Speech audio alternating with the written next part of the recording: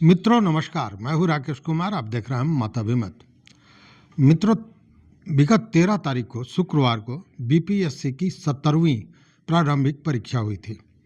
आपको याद होगा, उस परीक्षा में पटना स्थित बापू परीक्षा भवन में काफ़ी हंगामा हुआ था। अब ये मामला सामने आ रहा है कि कहीं यह परीक्षा रद्द तो नहीं हो जाएगी और यह परीक्षा दोबारा हो, इसकी चर्चा चल रही है। और ये बीपीएससी एक्शन मोड में आ गया है जब पटना के डीएम ने अपनी जांच रिपोर्ट सौंप दी है।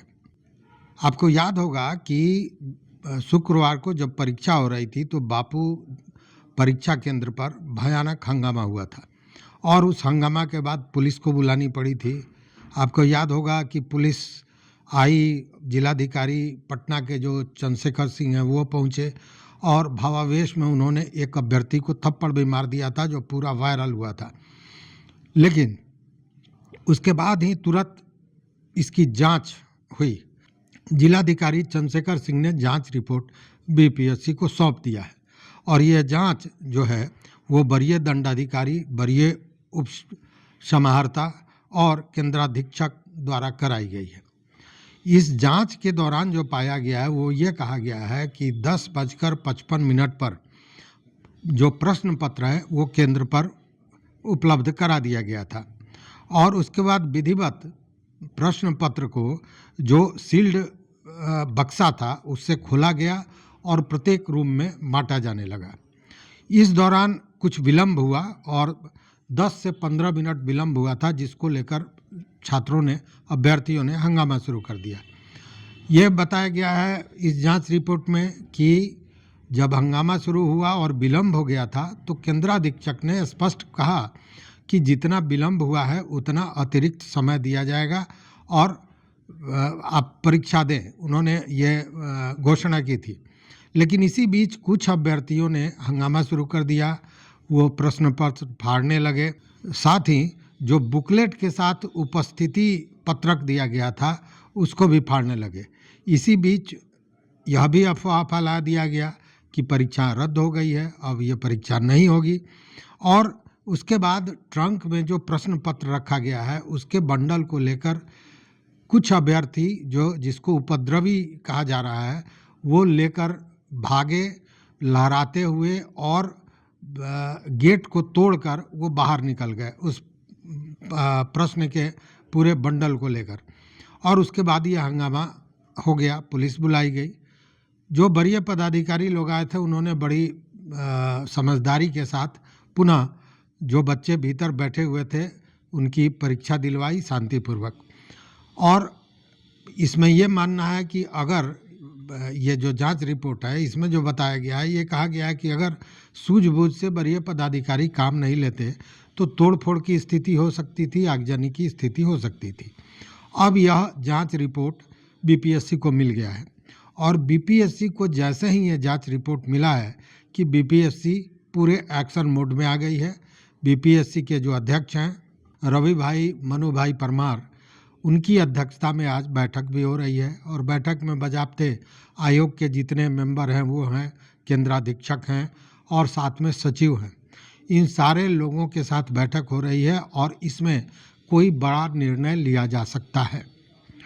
जैसा बताया जा रहा है रिपोर्ट के अनुसार कि जो उपद्रवी थे और जो अभ्यर्थी के रूप में उपद्रव मचा रहे थे उन लोगों की पहचान हो गई है। जिन लोगों ने तोड़फोड़ की, मतलब वो प्रश्न पत्रक, उपस्थिति पत्रक को फाड़ दिया, प्रश्न पत्र लूट लिए, उन लोगों की भी पहचान हो गई है और इन लोगों पर बड़ा एक्शन हो सकता है। बड़ा एक्शन का मतलब कि इन पर आपराधिक मामला भी दर्ज हो सकता है। साथ ही यह भी कहा जा रहा है कि जिन छात्रों को, मतलब ये जो कार्रवाई की बात हो रही है उसमें जैसा बताया जा रहा है कि आयोग इस बात का ध्यान रख रहा है कि जो निर्दोष अभ्यर्थी हैं उनके साथ किसी तरह से अन्याय नहीं हो, उनको न्याय मिल सके। इसलिए जो जिनके प्रश्न पत्र को उपद्रवी ने फाड़ दिया या परीक्षा नहीं देने दिया, वैसे लोगों के लिए यह बात सामने आ रही है कि उस केंद्र को, मतलब बापू परीक्षा केंद्र पर जो परीक्षा हुआ था उसको रद्द किया जा सकता है और बाज़ाब्ता पुनः उसकी परीक्षा ली जा सकती है, ताकि जो निर्दोष छात्र हैं उनके साथ अन्याय न हो सके, उनको न्याय मिले। और इसी बीच उपद्रवी की पहचान की गई है।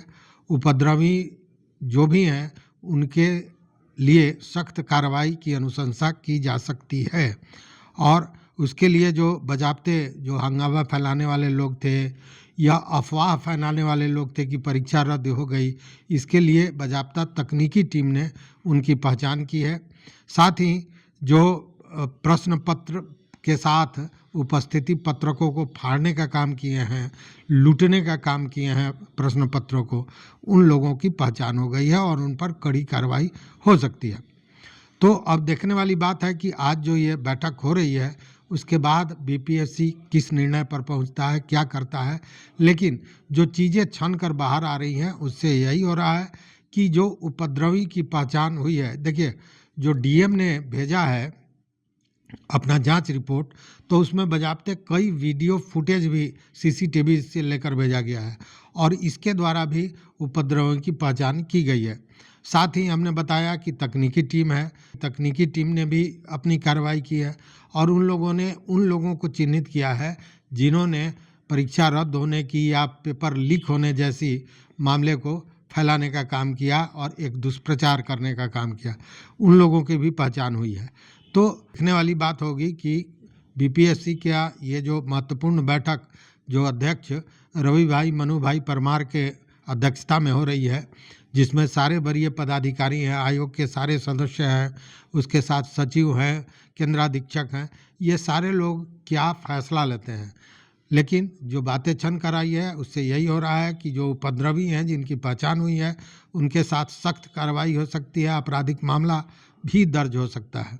साथ ही जिन बच्चों को परेशानी हुई है, जो अभ्यर्थी परीक्षा नहीं दे पाए हैं, उनके लिए हो सकता है कि दोबारा परीक्षा हो और उस परीक्षा केंद्र के परीक्षा को रद्द किया जाए, ऐसी संभावनाएं व्यक्त हो रही हैं। लेकिन यह सारा कुछ स्पष्ट होगा बैठक के बाद क्या निर्णय आता है उस पर।